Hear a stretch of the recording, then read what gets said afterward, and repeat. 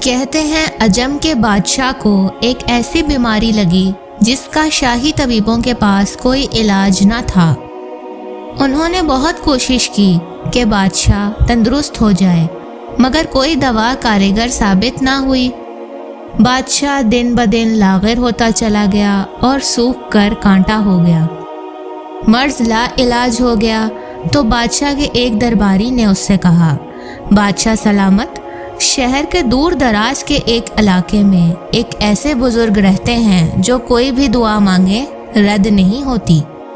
اگر وہ دعا کریں تو بادشاہ سلامت کو شفا مل سکتی ہے۔ بادشاہ نے اسی وقت ایک وزیر کو حکم دیا کہ وہ بزرگ کی خدمت میں حاضر ہو کر بادشاہ کی شفا کے لیے دعا کرنے کی التجا کرے۔ بادشاہ کا حکم ملتے ہی وزیر ان بزرگ کی خدمت میں حاضر ہوا اور بادشاہ کی شفا یابی کے لیے دعا کرنے کی درخواست کی تو بزرگ آگ بگولا ہو گئے اور کہنے لگے، فقیر کی دعا بادشاہ کو کس طرح فائدہ پہنچا سکتی ہے جبکہ وہ ظالموں میں سے ہے؟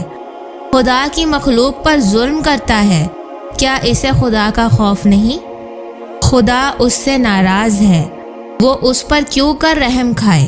اس سے کہو پہلے توبہ کرے، پھر خدا سے اپنے گناہوں کی معافی مانگے، خدا اسے معاف کر دے گا۔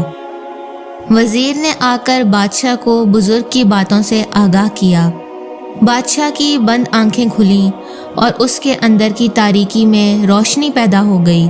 اس نے خدا کے حضور سر جھکا کر روتے ہوئے گڑ گڑا کر توبہ کی، خیرات کے لیے خزانوں کے دروازے کھول دیے، عوام پر بے جا ظلم ختم کیا، بے گناہ قیدیوں کو رہا کر دیا، اور یہ خبر ان بزرگ تک پہنچی۔